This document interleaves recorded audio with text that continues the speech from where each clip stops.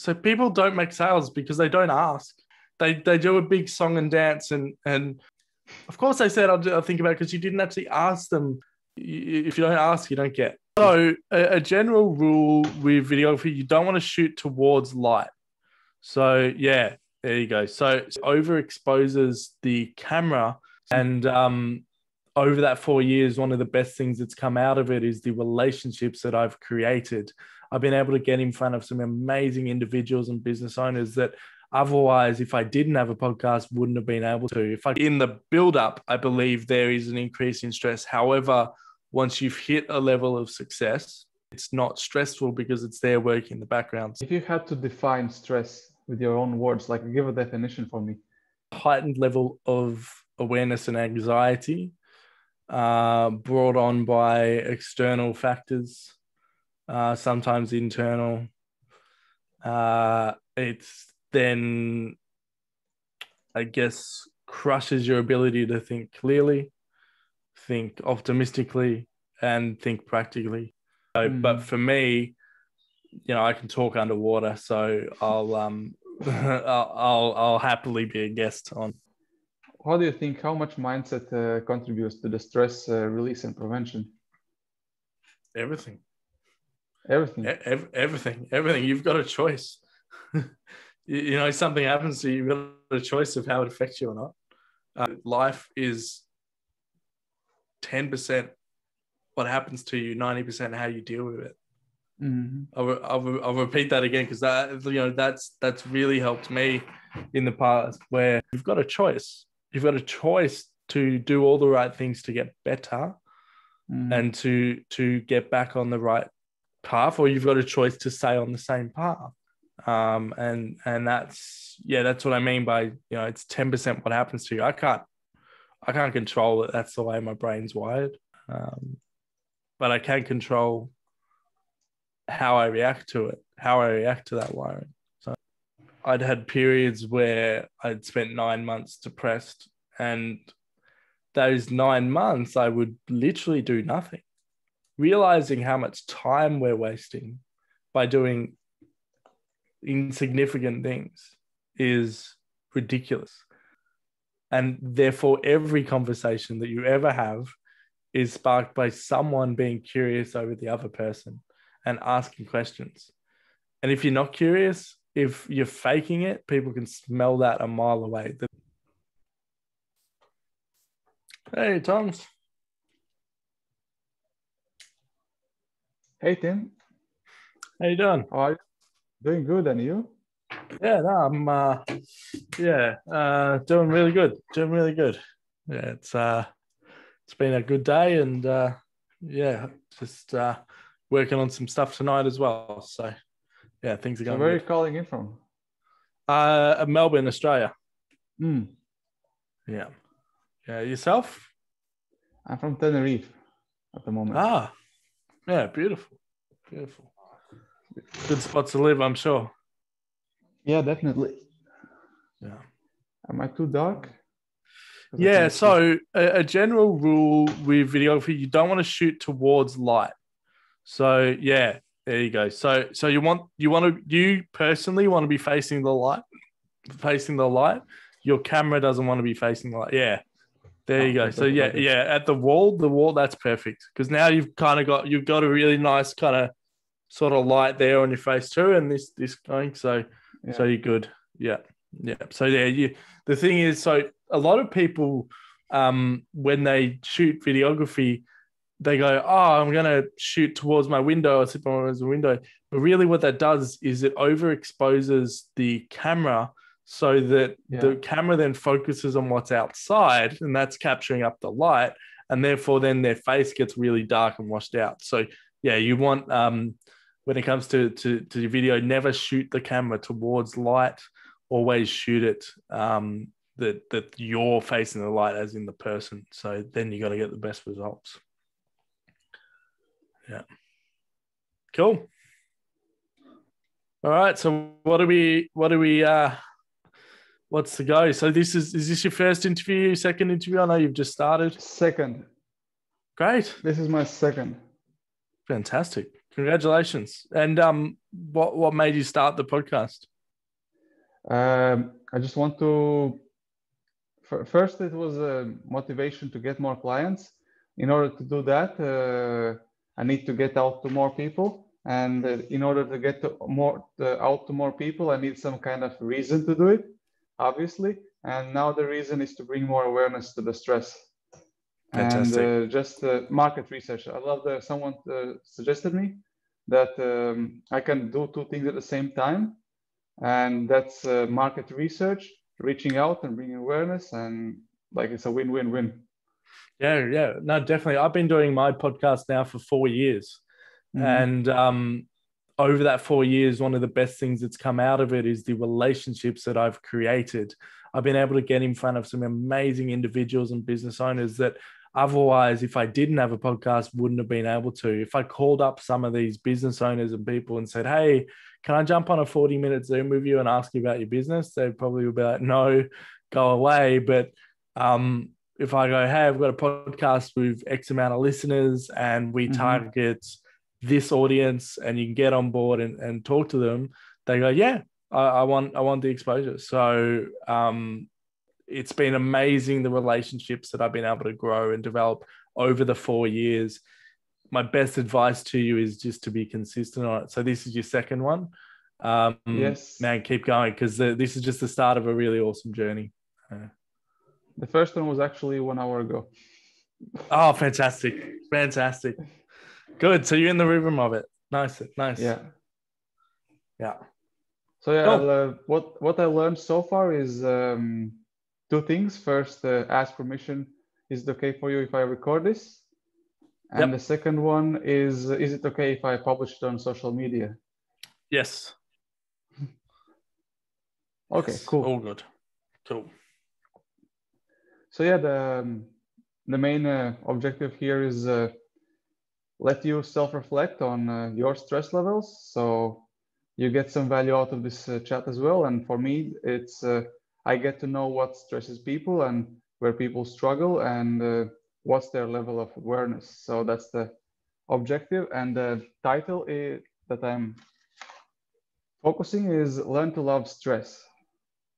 So by end of the discussion, we might have come to conclusion why it would be beneficial, or if you want to ask it later on, because otherwise I would spoil your answers. Maybe you don't want to love your stress, you know. So yeah, so let's start. So I'm currently going through because I made a survey, and I think in the future I would love to do it like interviewees. They would fill the survey first, and then you can go a bit faster. But as it is, learn as you go. So my first question to you is, from 1 to 5, how would you rate your average stress levels during the day? Yeah, I mean, it obviously depends on the task. Generally, I'm probably sitting around a 2.5 in terms of like eustress. So there's good like eustress, which is going on. If it's maybe a task like today where I had to have a conversation with someone about they weren't paying an invoice. So, your stress level probably goes up to a 3 or 4 with that, because, it's a delicate matter, but, getting money from people who you've done services for is a natural thing of business. I would say, it would just completely depend, a life event might happen and that stresses you out, but it's just about what happens in the moment and how you deal with that. So I think I would go from a range, but if I had to say, what am I like at the moment? Probably a 2. Probably cool. A 2. The only thing, probably a 2. Yeah, you said 2.5. That was the first choice, and usually the first one is the best one. Yep. And how satisfied are you with your stress levels in general? Yeah, very, very. I think from 1 to 5 as well. Yeah, 4.5. So if you spoke to me a month ago, probably would have been higher. This month I've really gotten around my scheduling. I've really and that was help. There's a guy on the same call every Thursday. His name's Greg Hughes. He has helped me with my scheduling and my calendar and really had a look at, Tim, what are you doing?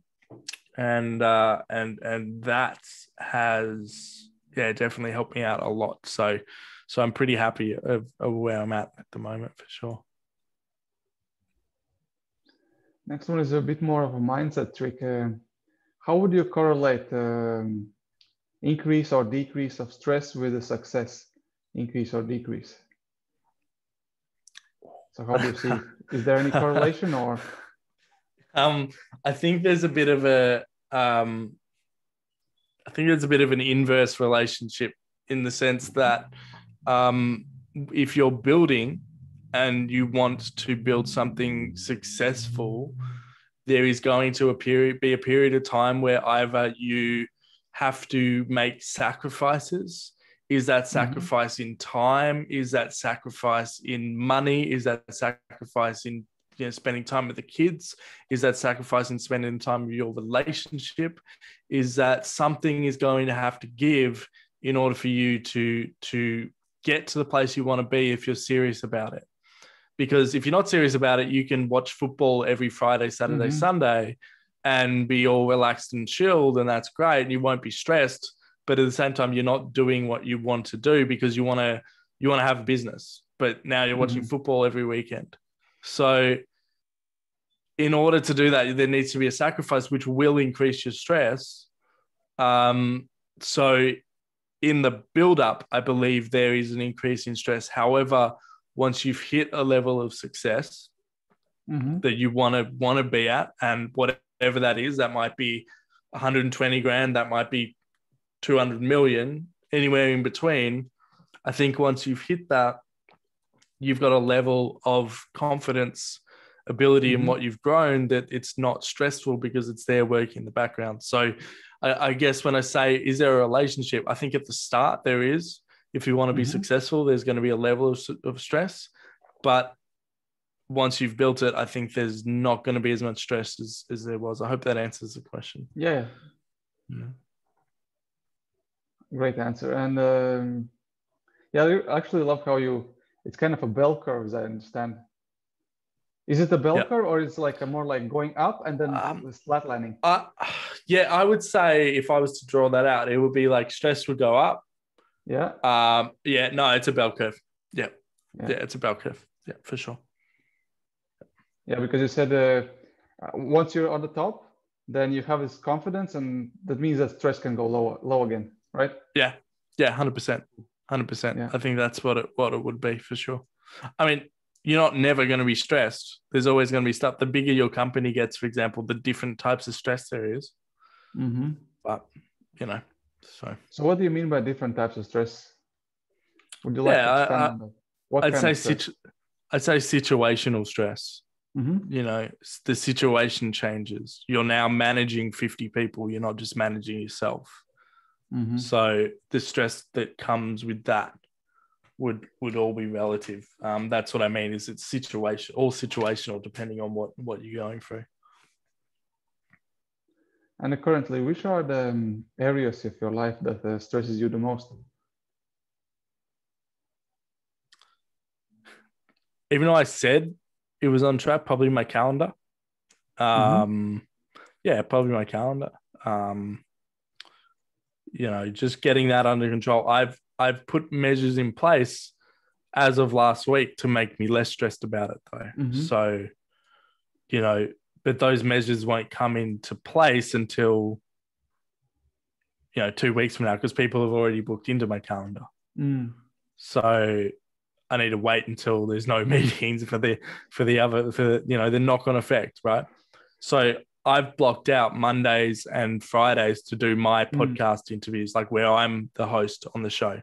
So, for the Experts Blueprint podcast, that's where Mondays and Fridays are going to be those days. And then Tuesday, Wednesday, Thursday is me working on the business. I didn't have that in place in the past. now I did 3 interviews yesterday, and I did another 2 today, and that's stressful. So I guess, yeah, the thing that's stressing me out at the moment would be that. But I put things in place. So yeah, very much working on it. Just a side question. How am I adding to your stress with this call? No, you definitely didn't, because being a guest on a podcast is a lot easier than well, for me at least, being a guest on a podcast is a lot easier than running a podcast. So a lot of people want to start podcasts because they want to share their message. One of the best things you could probably do is try and get on podcast first and then have your own podcast. Because I tell you, the experience is a hell of a lot better. Being a guest, at least for me. Other people like it the other way around. Some people don't like being guests at all. So, but for me, I can talk underwater, so I'll I'll happily be a guest on a show, and that's why we're here today. Cool.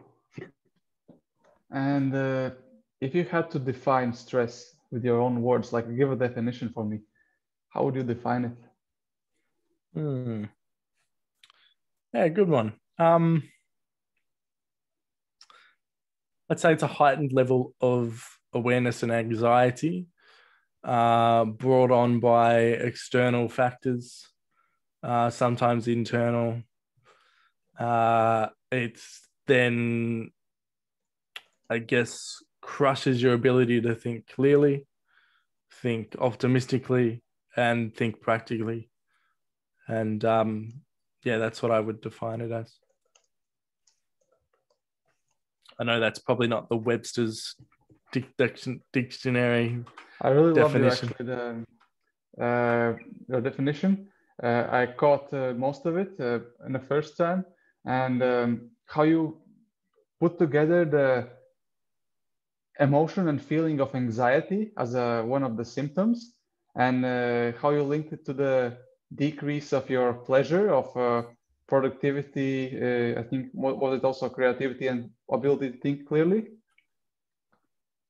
Practicality was clearly, and practicality, yeah. So yeah, that's kind of like you approach it from both sides. How do you identify it, and what's the impact of it? So yeah, love it. And right. And how does the stress feel like? Because you already said it's a feeling as an anxiety. So how else does it feel like you? Do you feel it like a feelings, bodies, or? I think frustration would be a word that comes to mind. Is frustration. You'd be, yeah, incredibly frustrated, and frustrated would be the thing. Frustrated and anxious, sort of on the edge and wound up kind of thing. That's what those are all words that I would associate with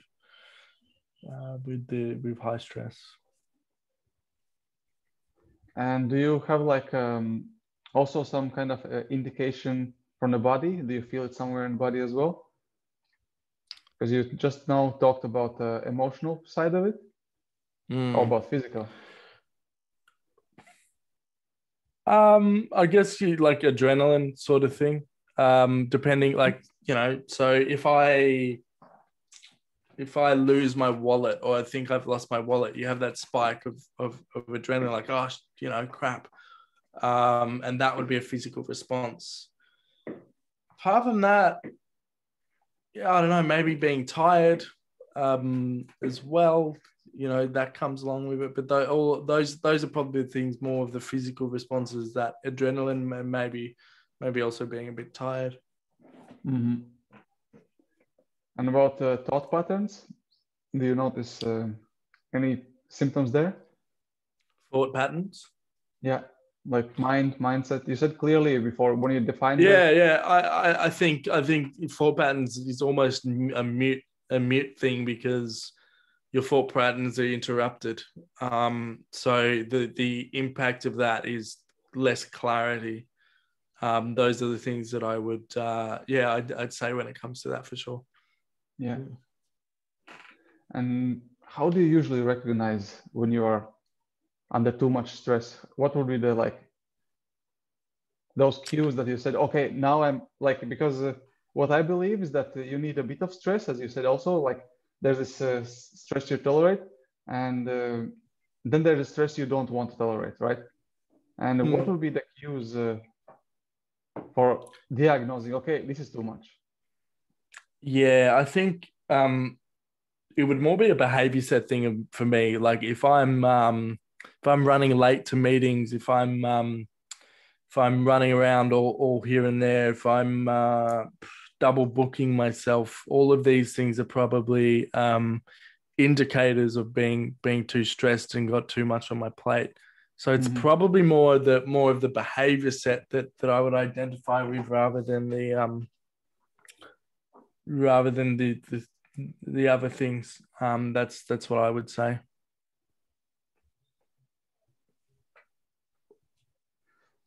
Yeah, I love how you said the main indication is having too much on a plate in a short words. Like you had these nice examples, but in a generality, having too much on the plate. That's how I know that I'm stressed. Yeah, exactly. If you're committing to too much and you've committed to too much, that's when you have a problem. So, and what do you usually do on those situations when you have too much on your plate? So once you're aware of, okay. I try reschedule. I try move some things around. I just block out. So like, I'm like, okay, geez, the next 2 days are going to be busy. I go into my calendar and go, okay, I'm not accepting any meetings. So say it was like Wednesday and Thursday. Those are 2 really busy days. I'm just going to block out Friday because I know Wednesday and Thursday would have been super busy. So I'm just blocking out Friday and there's going to be nothing on at that time. I'm not doing anything on the Friday. So, yeah. So you're moving things around, just... Yeah, move things around, yeah. And how motivated you usually are to release the stress, like from scale to 1 to 5? Again, completely dependent on the situation. I mean, if the situation is stress because of work and business, the only way to release the stress is to get the stuff done. You know, yes, you can meditate. Yes, you can do all that stuff. But for me, the stress isn't going to go away until the things are off my plate. So those are the things that I would be doing, is getting that done. Now, that would be incredibly motivating because then the motivation is also not only tied to the stress, it's also tied to the financial element of getting things done and then getting paid. Or someone's already paid me, so I need to get the thing done. So it's about that. If it's situational, if something's happened, you know, my car's parked outside, for example. So if someone broke into my car and stole my car, well then I'd be pretty motivated. I'd be pretty stressed out about that. And be motivated to I guess change the feeling around that. But again, there's going to be a natural level of stress that you'll need to work through when it comes to that. And I think you'll calm down when you put a police report in and all that kind of stuff. But again, that's a very specific example. I think it completely depends on where you're at of your motivation level to get rid of that stress. And do you ever work on proactive, motivate yourself to release the stress? I find going for a walk to clear, like the classic thing of going for a walk to clear your head is genuinely a thing. So that would be the practical method that I would put in place for that, for sure. So how often would you walk like that? Once or twice a day. So definitely once in the morning, and then maybe once at lunchtime. And next one is have you ever considered the root causes of the stress? It's more like a yes and no question. Like, do you ever wonder about these topics? Not really, no. You know, I know that there's a line of thinking that there is stuff that has happened in your past, which is causing you stress and this kind of stuff, but it's never been something that I personally bought into. No. And do you take like any specific action to consciously release the stress? Just the walking, the exercise. The more exercise you do, the less stressed out you're going to be. So, yeah, that's what I think. The more exercise you do, the better off your health is going to be, your mental health. And there's significant research, I believe, when it comes to the correlation between exercise and stress. So that's the definite factor. So what kind of exercises you're doing to release the stress? Yeah, so walking. I play cricket. I go bike riding from time to time. Have a gym membership, which when COVID isn't on, I do use. So, it's just about doing that. Mainly cricket when sport happens. So when summertime is and that's the big one when it comes to exercise. But yeah, the walking is the most consistent thing that I do, and then scatter that with bigger walks, hiking, bike riding, and gym. Yeah.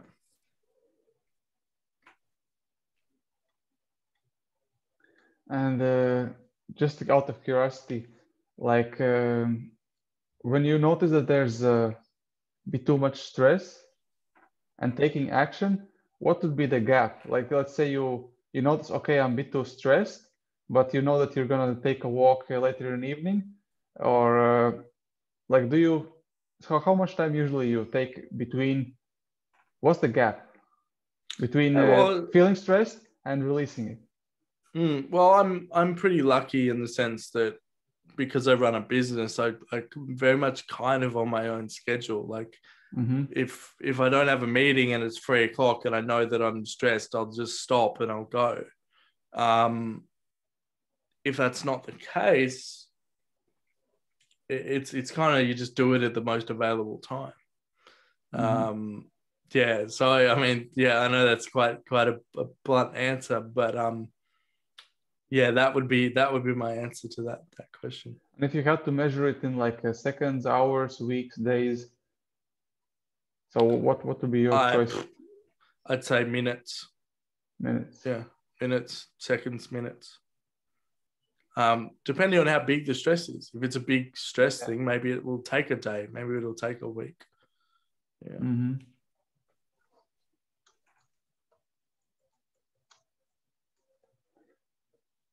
And how about your sleep? How long is your average sleep? How much you sleep? About 6 hours. 6 to 7. Do you think it's depending enough for on the you? night? They say 8, don't they? Huh? I mean, they say 8. They say, yeah, but do you know Tony Robbins? I do. So yeah, he doesn't sleep 8, and he says that it's way too much. And for some people, sleeping 4, 3, 6 hours, it's enough. So that's what I'm asking. Like it's kind of like a personal preference. So that's why I'm asking. Like, okay, you're sleeping 6 hours, but is it enough for you? Do you feel rested when you wake up? I believe it is. Yeah, I feel ready to go, and yeah, that definitely is. Yeah. On a scale from 1, I can't wake up, to 5, full of energy, ready to go, Tony Robbins mode, how energized do you feel after waking up after those 6 hours of sleep? Yeah, I'd say 4.5. Nice. And that 1% changes depending on the day. Yeah. It's always like there might be days. Yeah, there might be days where it's like, yes, this is an exciting day. I'm really pumped, and there'll be other days where it's like, oh man, it's cold outside. So really dependent. So it would range between 4 and 5. Yeah. How about your diet? How satisfied you are with your nutrition? Yeah, probably about 3.5. There's some days where it's really good, and there's other days where it's not. So I know it could be better. I know it could be a hell of a lot worse. So yeah, I'm probably sitting at a 3.5 out of 5. And when it comes to the mindset, how do you think how much mindset contributes to the stress release and prevention? Everything. Everything. Everything. You've got a choice. Something happens to you, you've got a choice of how it affects you or not. Something can happen to you and you can go, well, what's the learning lesson of this? I've dealt with that multiple times with my mental health. And it comes down to something happens to you, and it's completely up to you what your reaction to that is. It's very true that life is 10% what happens to you, 90% how you deal with it. I'll repeat that again because that's really helped me in the past where something's happened, it's been stressful, it's been hard, it's been really, really tough, but then 10% is actually what happens to you and 90% is how you deal with it. That 90% of how you deal with it is really critical, because if you deal with it incorrectly, it can really tailspin into something bad. But if you deal with it in the correct way, well, that's really powerful. Sorry, what were you going to say? I was about to invite you. Would you like to share one of those stories when you experienced that 90% that really made a difference for you? Because the story is how we learn things. So yeah, of course.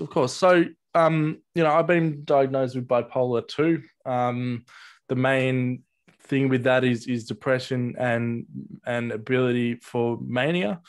What happens is there's a situation where I'm getting better and the stress is still there of not having done anything for 5 months. And when you're at that period of low and everything's been taken away from you, you've got a choice. You've got a choice to do all the right things to get better and to get back on the right path, or you've got a choice to stay on the same path.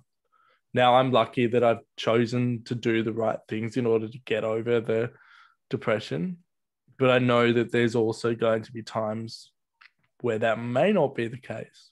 But when it comes down to life is 10%. So me going depressed into a depressed state is the 10%. So that ability to be depressed is the 10%. The 90% is how I deal with that. Now, in the past, there's been times where I've been out for 9 months of the year in depression. But that's a lot. So if the 90% of me kicked in at 3 months, it would have been a hell of a lot easier. So it's just been about 10% is the depression, 10% is that, 90% is how I deal with it. And you can deal with it by medication, you can deal with it by exercise, whatever it is, the way that you deal with it, find a way. And that's what I mean by, it's 10% what happens to you. I can't control it. That's the way my brain's wired, so but I can control how I react to it, how I react to that wiring. So, yeah. I love how you said the thing that I cannot control how my brain works.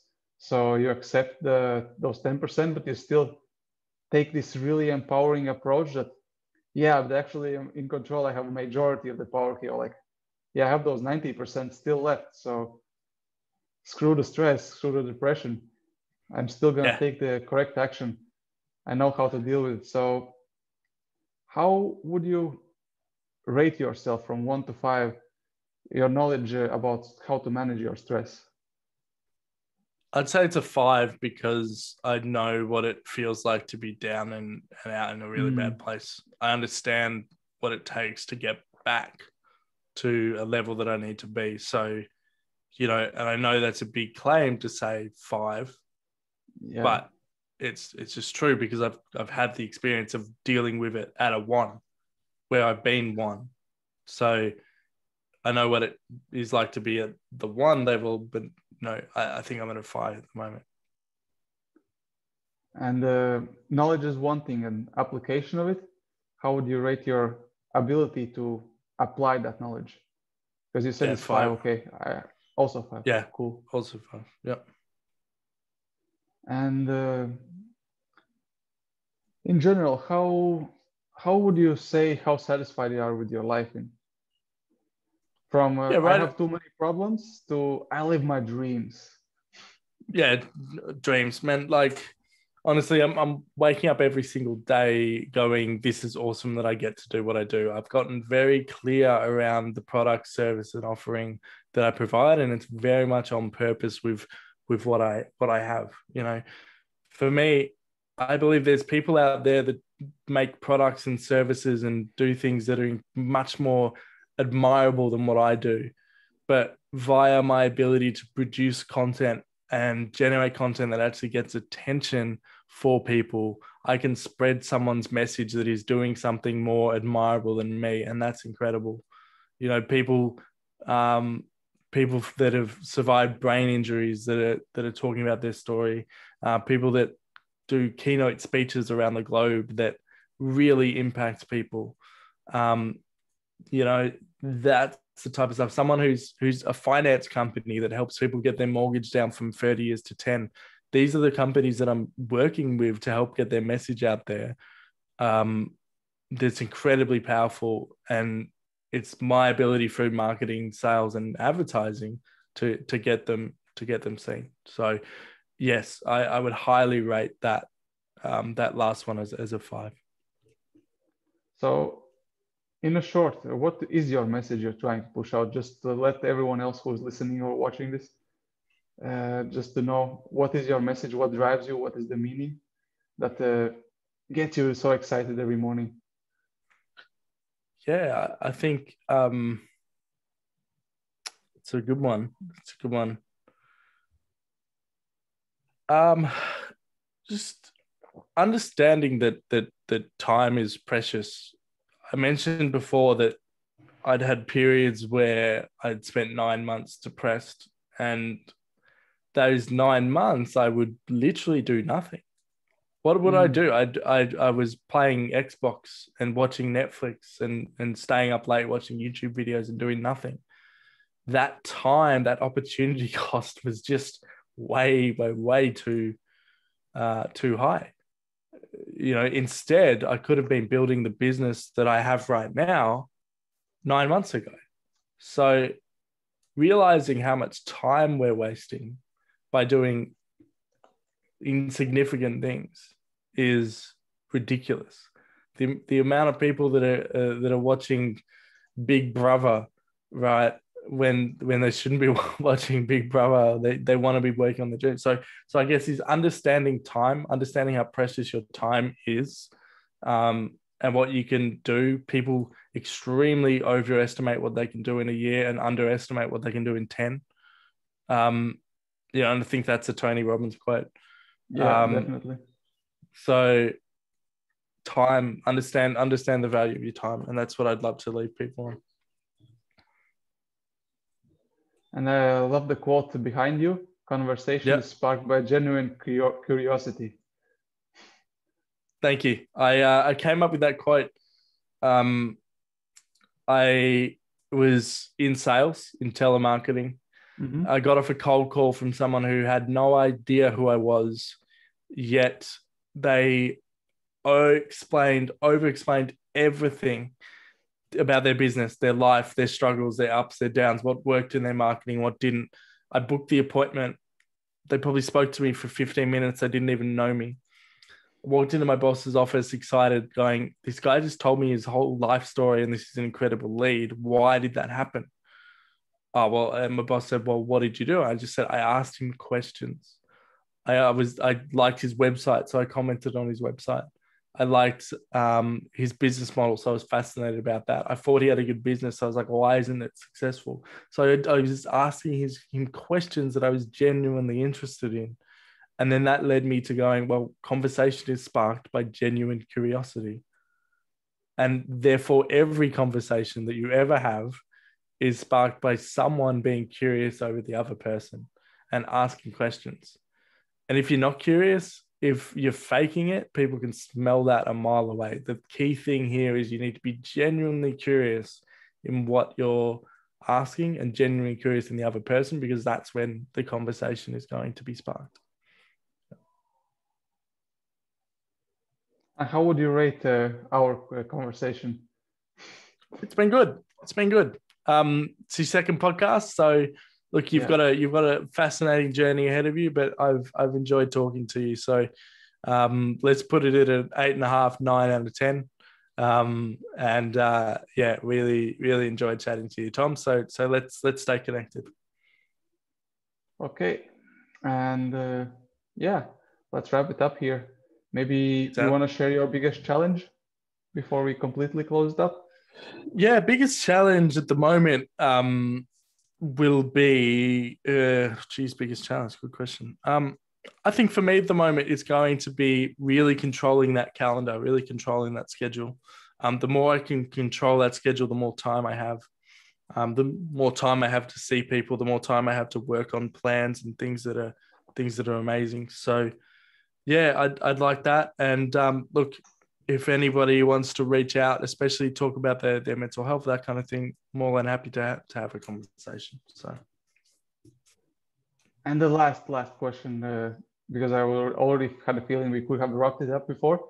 Do you have any recommendations for the next guest? Like, is there anyone you would recommend me to reach out to, or you would love them to have this talk with me? Is there anyone in mind for you? Yeah, good question. Yeah, look, you've come to Ed Zia's networking event, so you should probably reach out to Ed. He's always a great guest to have. That would be someone that you'd have a really good conversation with. So, you probably have Ed on LinkedIn. So yeah, Ed would be a really good guest for you. Yeah, because this is one of those key questions I forget to ask, because one of my biggest struggles at the moment is asking for what I want, or not asking. Actually, it's not asking. So just out of building up this habit, I just, I have to ask this one. Good. What's the next person you would recommend me? Cool. It's one of the things. Yeah, it's one of the things I learned in sales is so people don't make sales because they don't ask. Yeah. They do a big song and dance and pitch their product and, oh, look how amazing we are. And then they get down to it and they go, so what do you think? And then the person says, oh, I'll think about it. Of course they said, I'll think about it, because you didn't actually ask them to buy. You didn't ask them this thing. So a lot of people don't ask, and you're right. It is a challenge. It's something you've got to learn. You've got to learn to just ruthlessly ask for what you want, because if you don't ask, you don't get. It's simple as that. Even Bible says that. Ask. Even the Bible says it. Oh, there you go. You can turn it the other way around. If you don't ask, then you don't receive. Yeah. 100%. Awesome. Okay. Thank you very much, Tim. Nice chatting with you. And sounds good. All right. Yeah.